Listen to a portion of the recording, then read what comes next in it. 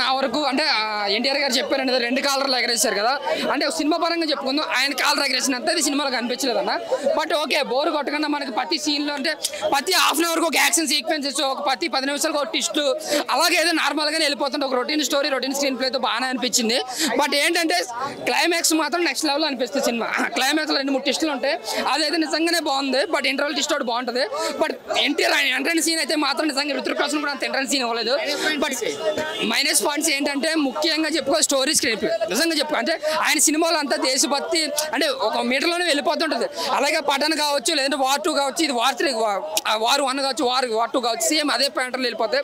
But ఇందులో కొత్తగా ఏదైనా ఉందంటే ఎన్టీఆర్ అని బాగా చూపించడం, ఎన్టీఆర్ అని యాక్షన్ సీక్వెన్సెస్, ఇంకా ఇంటర్వెల్ సీన్, ఎంట్రన్స్ సీన్ అయితే సూపర్ అనమాట.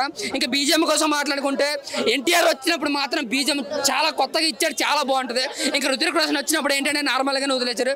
టోటల్గా ఎన్టీఆర్ని అయితే మాత్రం ఋతిక్ రోషన్ గానే బాగా చూపించారన్న. అంటే బాలీవుడ్ మూవీ అయినా సరే అంటే వీళ్ళిద్దరినే ఎక్కువ చేస్తారు, ఎన్టీఆర్ని తొక్కేస్తారని చాలా రూమర్స్ వచ్చినాయి. బట్ ఈ సినిమాలో మాత్రం ఎన్టీఆర్ని చాలా హైగా చూపించారు, చాలా